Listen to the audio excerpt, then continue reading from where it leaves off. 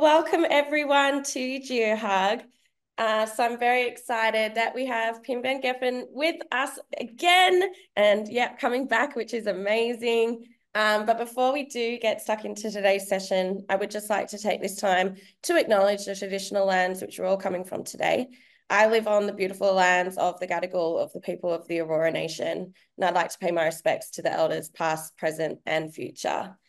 And yes, it's welcome back, Pim. I'm so grateful that you're here. Thank you for taking the time. Thanks for inviting me. But yes, Pim is an associate partner with ERM in Vancouver, Canada, and he's the technical lead in geoscience and ore body knowledge with over 20 years of experience in exploration geochemistry and geometallurgy. So his work focuses on integrating geoscience throughout the mining value chain, bringing expertise in data analysis for material characterization and workflow optimization. So it is going to be absolutely brilliant getting his perspectives on ore body intelligence, amalgamating data science, and ore body knowledge. So yes, thank you so much again, Pim. But before we do get stuck into your presentation, I was wondering what made you get into geology and geochemistry in the first place. Sure, yeah. A brief anecdote about that. Well, the real thing is that it started at an early age. My career sort of started when I was about 4 years old, and my mom would take me to these rocks and mineral shows, and I would see all these wonderful, colorful minerals and beautiful shapes, and just wondering like, where did they come from? Where do you find this stuff? Like, how does it grow? Where, so that already got that interest got sparked really early, the curiosity. Then later in school, I went to Waldorf school, and they actually spent a lot of time. They took a big chunk of the geography curriculum to actually look at geology, and went on a little field trip to the Ardennes in Belgium to look at actual rocks, and so that sparked a little bit more interest. But then at the end of high school, I was really interested in chemistry, and I just loved, how it was such an obvious puzzle. So, Yeah. But I wanted to apply it somewhere meaningful. And then there's in Holland, there's in Delft, there's the engineering university. I thought maybe chemical engineering, and it was all about building petrochemical plants, which wasn't so interesting to me. And then in a long list of things you could study in Utrecht, there was a major in geochemistry, and I thought, well, that must be it. So I went to check it out, and of course, I was just one of 3 people who came to check it out. And there was field work all over the globe. Yes, all the boxes were ticked. Applying chemistry, learning about minerals. Where do they come from? Where do you find them? What do you do with them? So yeah, that got me going. So that sounds pretty linear. I did venture around that path a little bit, but here we are now, and I'm still excited to sort of apply this knowledge in the mining space. That's awesome. And so I imagine you've been able to travel quite a lot with your work. What are some of your career highlights, some of your favorite geological places to see? What's some of the highlights for you? Yeah, wow. It's indeed the combination of all the travel and the parts of the world that you never get to see as a tourist. So during my studies in Utrecht here in the Netherlands, I got the chance to go to Nigeria for 2 months in my second year or third year, and to go for my master's research, I went to Botswana for 2 months, and really spending time there in the field as a student and learning about these rocks and minerals and how the mining process works, and then meeting all kinds of interesting people and cultural differences and wonderful things that people do in their places and their parts of the world. And then when I finally got a job with Anglo American in Canada, they sent me up to the tundra for 2.5 months in summer, and on a helicopter-based field camp. So that was another bit of a culture shock, but a wonderful experience, right? So seeing the Northern Lights there and all the wildlife, and yeah. Anyway, so lots and lots of stories, obviously, as you share with other geologists. That's amazing. How cool. Wow. I've always wanted to see the Northern Lights. That's a big ticket item for me. So I'm very, very jealous. So I understand you're on the road at the moment, but I've been asking all the speakers to show or talk about some of their favorite pet rocks. So I wanted to hear the story of your favorite pet rock. Yes. So yeah, unfortunately, I had to leave my pet rock behind at home. Well, hope it's not too sad.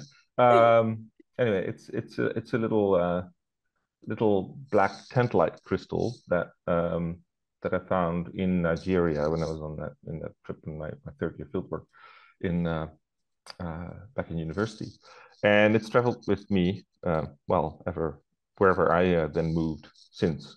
So yeah, it lives in Vancouver with me, and the wonderful thing is that actually it brings back all these memories now, because at the time being there at this tantalite project where they were just really looking for tantalum, niobium, but principally tantalum, to be produced from these beautiful giant pegmatite veins.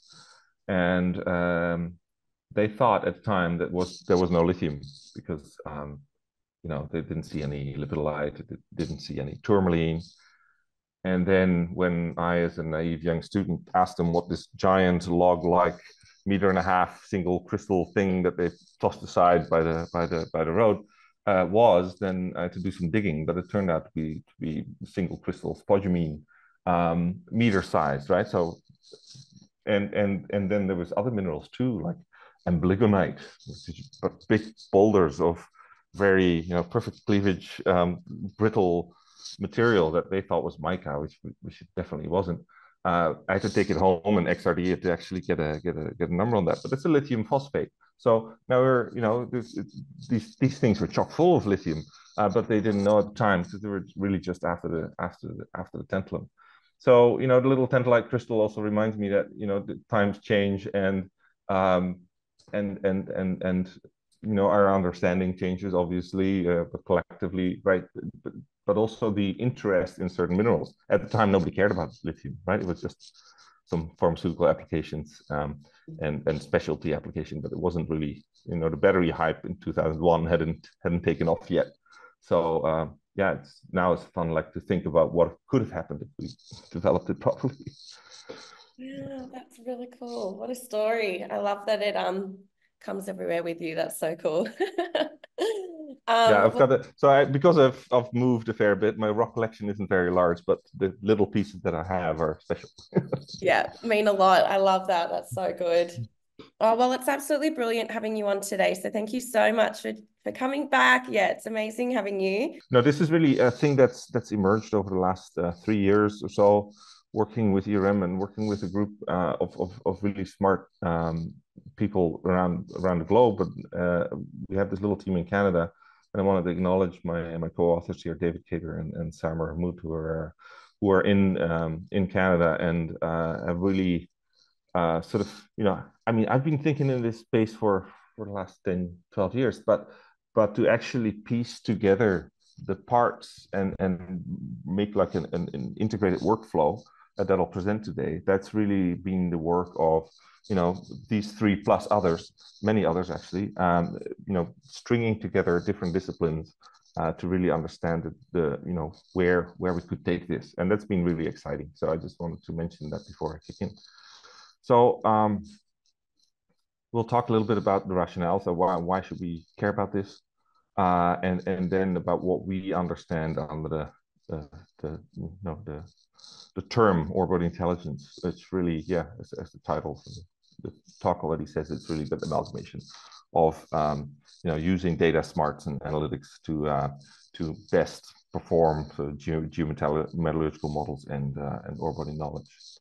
And then I'll present a quick case study on how we can use it in practice, in terms of predicting comminution parameters. Comminution is of course the process of grain size reduction in the mining process. So everything from blasting to crushing to grinding and milling, that whole process of making very fine particles out of very large rocks is called comminution.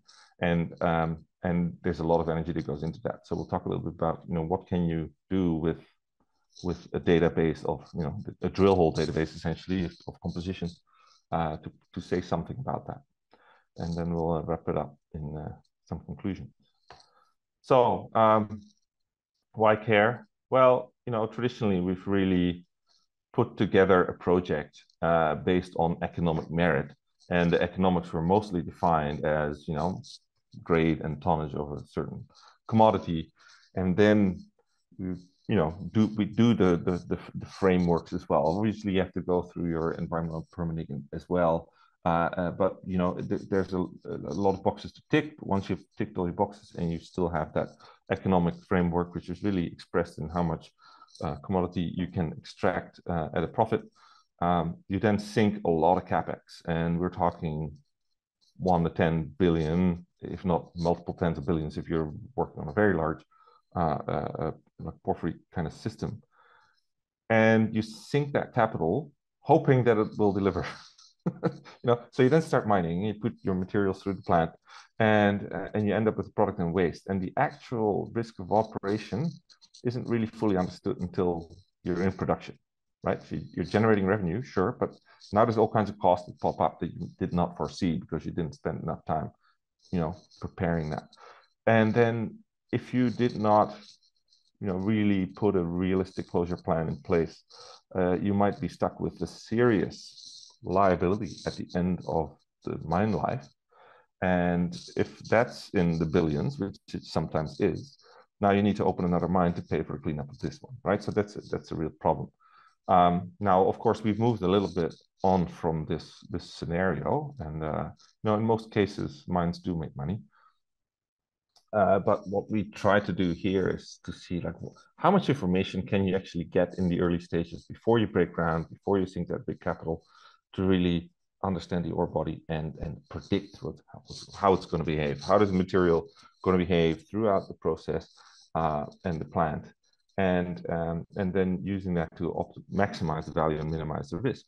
And you're not just predicting mining, milling, and production performance, but in the same vein, we mine way more waste than we do ore. And if we have a proper compositional data for that, we can actually use that to say a lot about the waste behavior on waste piles and tailings, et cetera, et cetera. So we can combine all that knowledge, do that work up front, part of the test work, really integrate that. So we can make a much better understanding of the full value of the asset through the life of mine. And we actually run a return on investment that's much more realistic than it had been in the past. Right, so a few slides that people may have seen before, but you're just wrapping that up, like that whole story.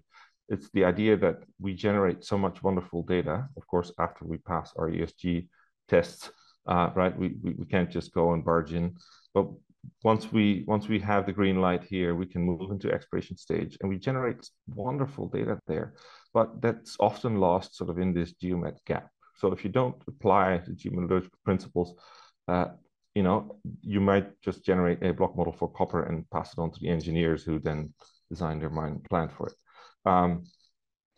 The idea is here, if we string that all together, we can go from sort of a green fields to green fields approach, right? And what you see up here is the timeline, or sort of the project development timeline, from targeting to exploration, feasibility studies, development operation, all the way to closure. So that's that top bar. But the point is that if you think about all these processes, as soon as you make a discovery, right, you already know what kind of system you're in. So you kind of know what the materials are going to be like. And there's a lot to then already benchmark and think about, what do we need to know, to predict and lay this all out throughout the process, so we can end up and actually walk away from the site with good conscience. Yeah, so people may have seen this one before. I did use it 3 years ago, and I still love to use it because we're still so siloed as an industry in many ways, right? So in universities, we are siloed. In the mining companies, we are siloed. In consulting companies also, and in government as well. So all the regulators and what they demand of each of us is very narrow and very siloed. So this is the ocean concrete plant in Vancouver on Granville Island, and it was painted by these Brazilian twins in 2014 as part of the Biennale in Vancouver. And I just took this picture as an example of silos originally, but then I started looking at it, and I thought, hey, wait a minute. Here's the mining industry. Look, on the left side, there's this, guy with a knapsack and a scout badge, and he's obviously an exploration geologist, looking for minerals. Then the mining engineer comes, but he looks the other way, so they don't communicate. This guy is obviously, stocky, with jeans on. And then you move into the mill. So the mill superintendent looks the other way again, does not communicate to mining and/or exploration. The metallurgist with the face mask, which could be a fight mask, could also be a heat shield. Of course, they're under the same roof, the mill, the mill and the metallurgy. So they sort of have to communicate.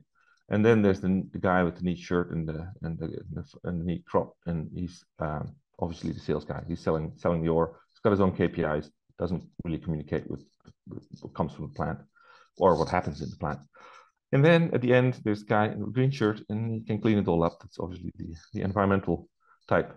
So now the other problem, obviously, is that they're all guys, which is still again, that's changing, but it's still a male-dominated industry. So I think these guys I'm not sure if they knew it, but they very aptly captured issues in our industry. So thanks, Oshimeus, for that. So moving into Orebody intelligence and what we understand the concept to be, and see sort of present you with a little bit of an integrated workflow on how this will all work and what do we get out of it. So to put it in a bit of contrast with traditional geometallurgy, which is not that traditional yet. I mean, I guess the term was coined in the 70s of the previous century, but it's only been really actively implemented over the last 20 years or so, I think. So GeoMet originally really started with these hierarchical permutation, qualitative and subjective visual logs of lithology, alteration, oxidation, etc. And we look at all the different permutations, and we say for each of those, we would then have a virtual block in which we, have to characterize our materials. But you're starting from a pretty, qualitative basis, and what you can actually do is if you take the quantitative data in the database, you can ask yourself, what do we really need to know about this rock to map and predict and simulate all downstream processes? So here we have a rock on the left. Then we measure all these things on the rock. Some of it's logging, but most of it we try to actually measure and get quantitative data on. Then we run this through our machine learning, and in the future perhaps AI, although AI is much oversold in our industry still, but machine learning processes to end up in block models. These block models are essential because that's what engineers use to design and build everything from then on. So stick it in the mine plan, that becomes a whole production plan, scheduling, etc. And then it goes into an ore stream at the top and a waste stream at the bottom, and all the feedback loops that potentially potential for reprocessing, tailings reprocessing, repurposing, etc., to squeeze out value as much as you can, minimize waste, and end up with a closed site that you can actually leave behind. But still a bit of a pipe dream in many places, unfortunately. But we need to obviously move in that direction. And yeah, this presentation is just to help you understand that there is a lot more information that we can use already currently in many places to make this happen. Anyway, point is we've got lots of things here that you can actually bring into that block model and that you can quantify on a block by block basis. Why is this so important? And yeah, for those who really haven't worked in the mining industry so much and aren't familiar with block models, this is really just a 3D representation of blocks, physical spatial blocks of say 10 by 10 by 20 meters that represent the volume of rock. And for each of those blocks, you want to have, what is it, ore, is it waste? But then also, how much energy is it going to take to get my metals out, etc. Point is, block model is really the key decision tool for the resource and reserve evaluation, but also for investment decisions, right? So to make that decision of sinking a lot of capital into the ground, we need to have gone through this whole process. There's all kinds of stipulations around how to generate good block models and geostatistics, et cetera, et cetera, et cetera. There's people much better versed in that than I am. But the idea is that we can now actually include all these other parameters, which is very exciting. In the past, we never really did that. So here's the workflow, here's the blank slate. But this is sort of what we've come up with, which is a very robust workflow that works in different commodities, different projects. It's just a way to approach this problem. So really starting with the data validation. Obviously, you could say we should start even earlier by the design and the data generation, but you can extend either way for a long time. But let's start with the data validation. We then do this exploratory data analysis to really get a feel for all the quantitative data that we have in this database, really understand the relationships between all the data. And then we do what's called feature engineering in data speak. So that means we're generating derivative data, such as ratios or indices out of these input data, or distances to other kinds of features, such as faults. And then we go through this process called cluster analysis, and I'll touch on that a little bit later in this talk, how that works. What we're trying to say is like, okay, well, let the data tell us what's really there. Sure, there's lithology and alteration and oxidation and mineralization, but all these processes just work out to present in one ore body that's there now with certain flavors of material. So let the data tell us what those clusters are and then characterize them. So that initial cluster analysis, and we need to vet that obviously in 3D space, that there are meaningful domains and areas that we can actually sample, that can then inform the sample selection. Now, sample selection is not just metallurgical, but also environmental. This is a very parallel process, can be done in the same, as part of that same process, in the same stages of mine development. So, bringing together the metallurgical and environmental engineering is really something that should be obvious, but is not always done, or is almost never done, I should say. Of course, now you have testwork data. You need to go back through this loop a little bit, because you need to understand the testwork data, its relationships, et cetera, et cetera. Now you start to build regression models where you try to, get these test results from, say, a couple of hundred samples that you've selected from, your clusters, and then you generate these test results that are proxies really for operational performance. And if you build a regression model back to the original drill hole database, you can now translate it to as many samples as you have in the database. So you're translating it from a few hundred to a few 100,000, which gives you a lot more to work with, a lot more spatial resolution and granularity. Now, that regression model then becomes what we call GeoMet Model 1, is where we project our test results in the drill hole database. So we haven't built a block model yet. So that's, or sorry, I said 1. This is GeoMet Model 0. Obviously, we're on the drill hole database. We haven't built a block model yet. Then we go through this process of feature selection. We find out which are the best predictors for each of these critical performance parameters. And we then we take those features to run another sort of, more focused cluster analysis and do this spatial domaining. The domains really help us to do better geostatistics, estimation, and we go through that process to generate a block model. Now that's what we call GeoMet Model 1. This is really a deliverable for, to hand off to the engineers and start, thinking about mine design and simulations, etc. Then you go run through these simulations and/or operation. If you're already in operation, you just look at the actual operational results. Like, are the models performing as we hope, and are they actually delivering, the forecast behavior? So that then, if not, we can go back and update regression models, and we feed that loop, and we then run proper reconciliation on actual production to get that back into updating our models periodically. And obviously from there we have that feedback loop also to make sure that we keep updating that, so we keep running the most accurate forecasts. So a little bit about feature engineering. It is a way to really help us, generate predictors that are stronger predictors than just the raw variables. So in the machine learning and AI space, well, machine learning, I should say, the analytics space, is there is a lot of predictive modeling happening. And it's very tempting to say, like, oh, well, we have these test results, we have a database, just let's see what relationships are and just run with it.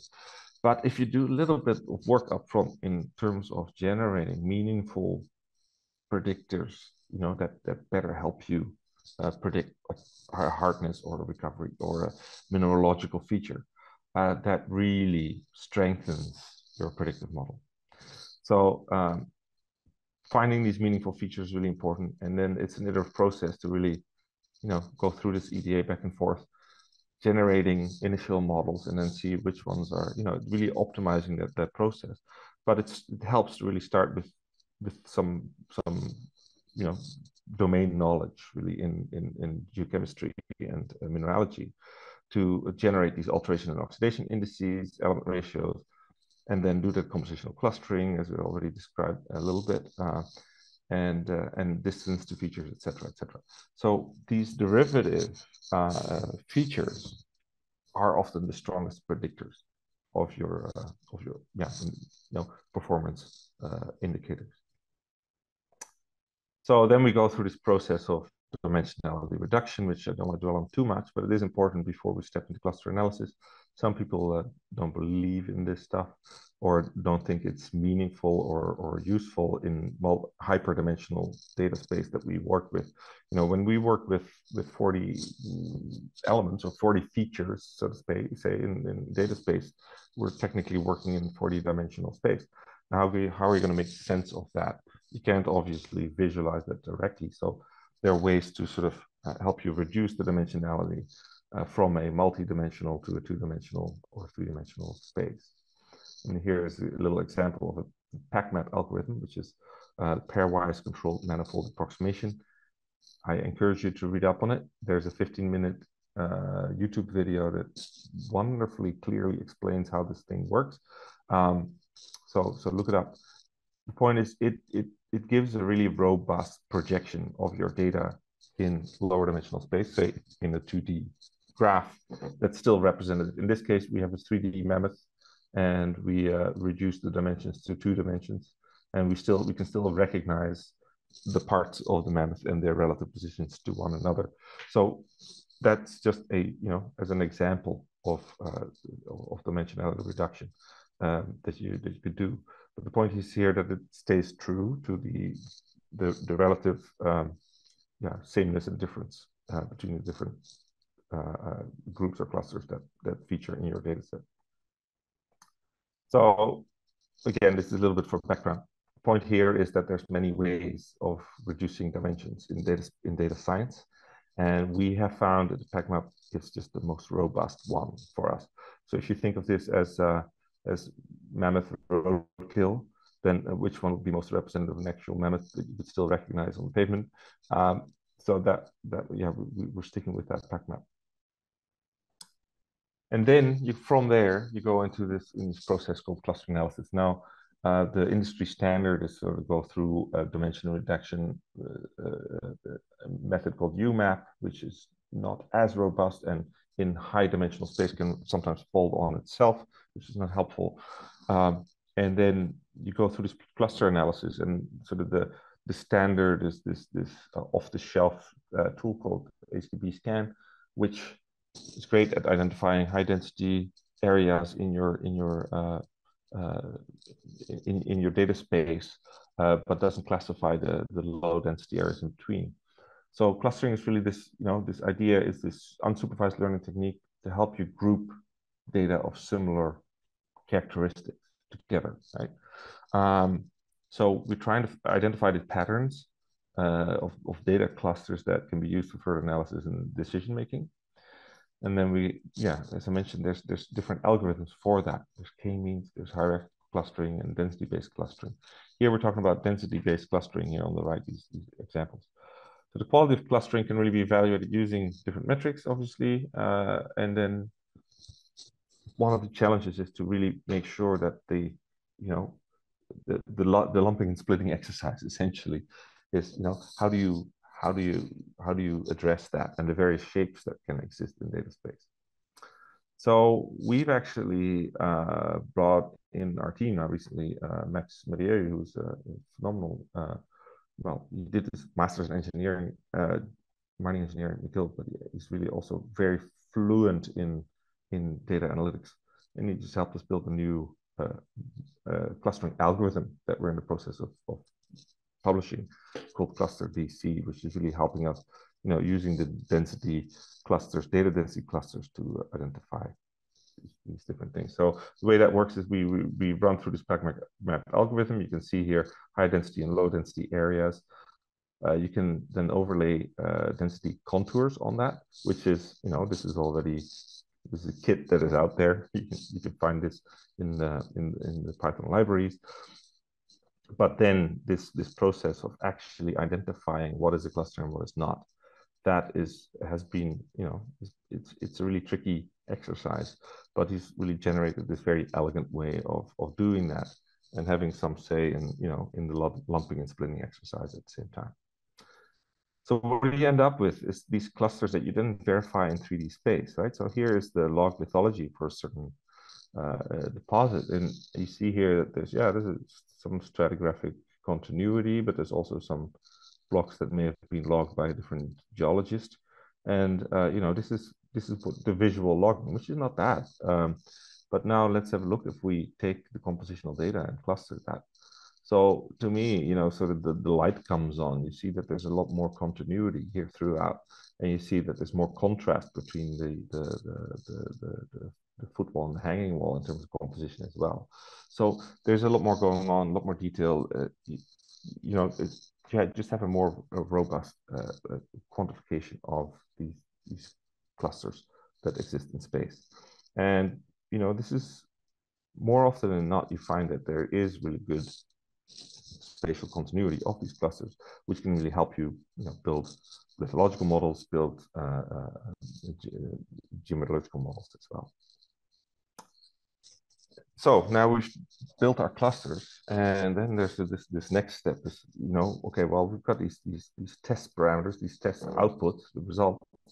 How do we actually relate them back to compositional data?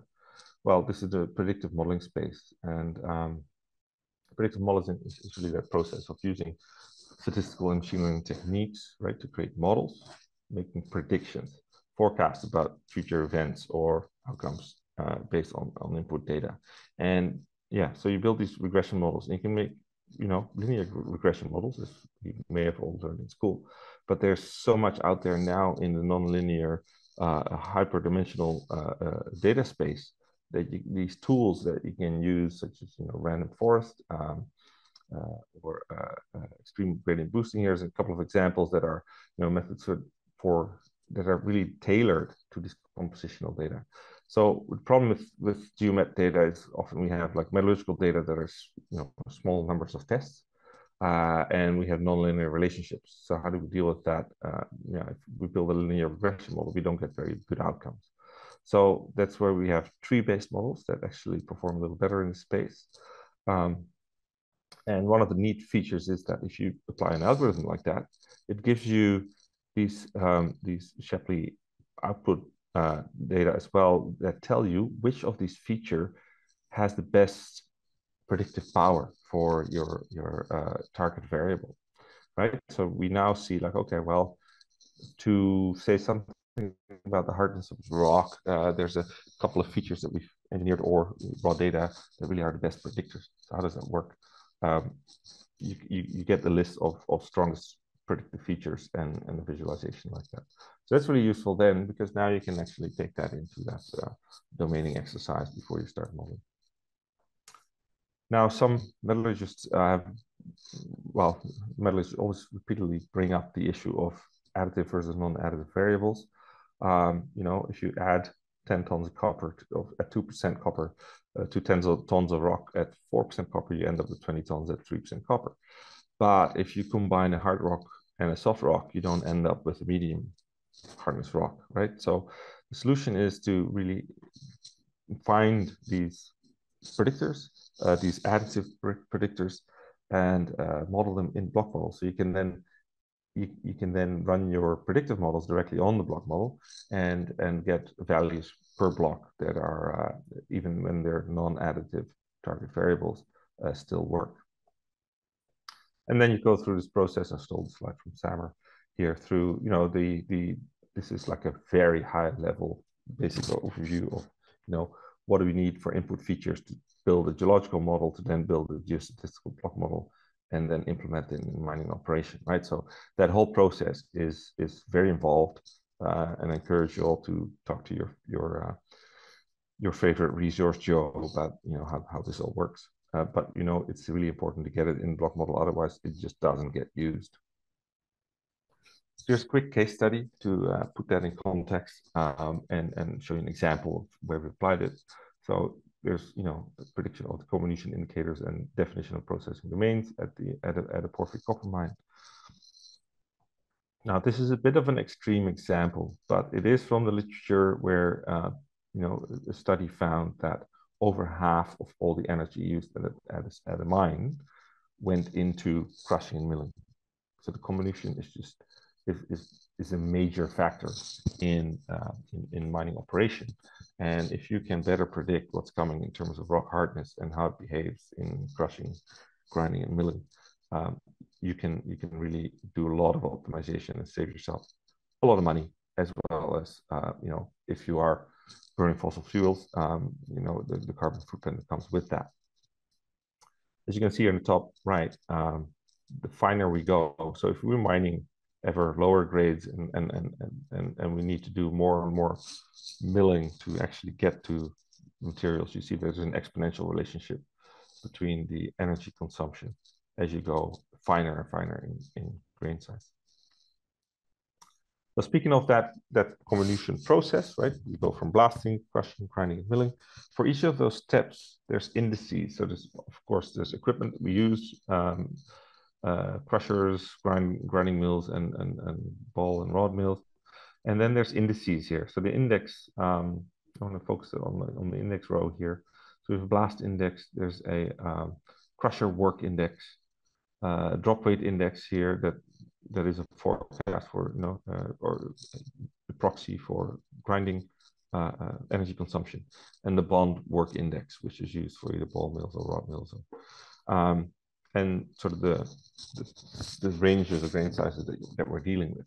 So as we go finer and finer and finer, the relationship actually goes from like a rock mass behavior to individual grains here in the mineralogical space. So the further down you go, the finer you go, the more this grinding process or this comminution process is really a function of individual mineral grains. So, and the mineralogy obviously relates to composition. So this is where, you know, the compositional data are really good predictors in behavior. When you look at the total rock mass, you're now dealing with structures and textures that are beyond the compositional data. Anyway, let's move on. So this case study, we looked at 3 different predictors. So UCS here is like a proxy for crushing, right? The drop rate index is a proxy for grinding, and the bond work index, a proxy for the milling energy consumption. So we went through a bit of a protracted workflow that I presented earlier of data validation, EDA, feature engineering, GMAT model 0 on the drill hole database, domaining exercise to get, and the geostats obviously to get to GMAT model 1. And then we did model validation and uncertainty estimation. So here you see the random forest regression results of UCS, DWI, and BWI. The UCS, unconfined compressional strength, as a proxy for crushing energy. You see there's a lot more data there. That is also because it's a lot cheaper and easier test to do. So you can just have a, you know, press in the drill shack and actually crush rocks in it and get the yielding strength. But if you move into more expensive and elaborate test work, you just, you know, inherently end up, you can't break the bank on that. Like, you have to be targeted, and you end up with smaller data sets. But you see here that there's still, the data sets are still large enough to actually come up with well-performing models for the drop rate index as a proxy for crushing, and the bond work index as a proxy for milling. milling energy consumption.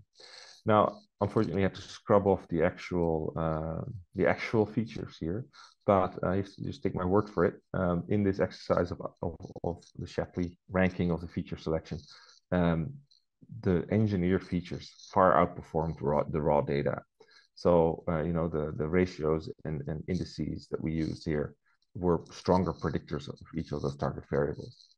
So yeah, that's just highlighting again the importance of the domain knowledge and doing that work up front with the feature engineering to get the best results. And then what you end up with here is this cluster analysis of those features. And what we end up actually with, what you end up with is convolution domains. You see here that this clusters in space quite well. And each of these colors represents, here in this fact map representation, represents like a cluster of similar behavior in terms of crushing, grinding, milling. So you see that the forecast here on the right hand side, you see that in these box plots that the features are quite well separated, you know, along the axis here. So you see that these different domains really have different performance in the mill, and that's important to know because then this, you know, then it is meaningful to proceed building block models for each of those domains, right? Or, you know, using these domains to inform the block model with appropriate estimation. So we then had this also, you know, the client ran this through their simulation processes, and our models performed very well on that stage. We haven't got the full reconciliation yet of the actual production, because, you know, in a proprietary system that takes months and months. But yeah, just to wrap up, we had successful prediction of these key convolution performance indicators, UCS, DWI, and BWI. The engineered features were the strongest predictors, and, you know, the dimension reduction and cluster analysis of the most predictive features really provided spatially coherent, what we call convolution domains, estimation domains that you can use for the geostats to build your block model.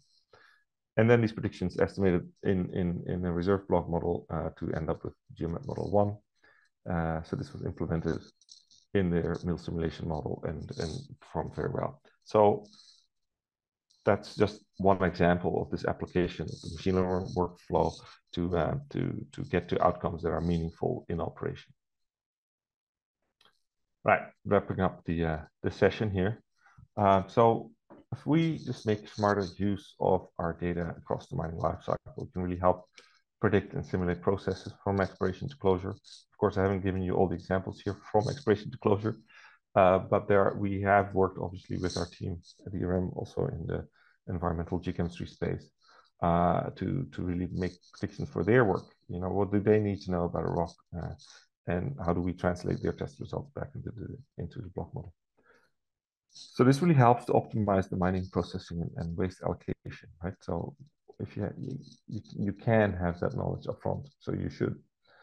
And in the process, you minimize waste generation, minimize physical and chemical footprint, you minimize energy and water usage, and you then also protect your permitting timeline, because if you have a better understanding of the materials you're standing on, you can actually translate that in better communications and higher confidence mine plans that you can, you know, then really get permitted more quickly, and you don't have to go back to the drafting table all the time. And then your overall project risk is obviously minimized as well.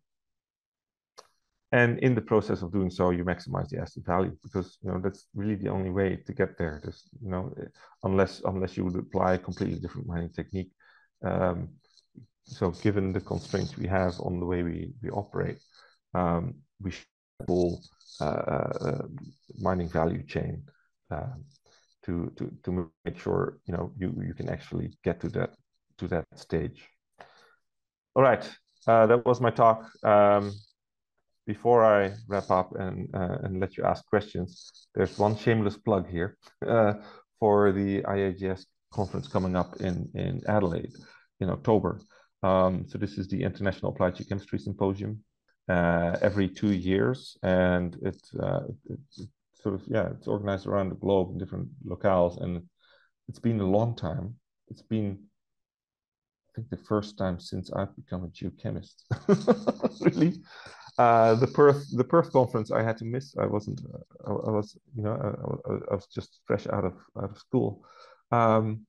That it's back in Australia, so it's very exciting. It's happening in South Australia, in Adelaide, in October.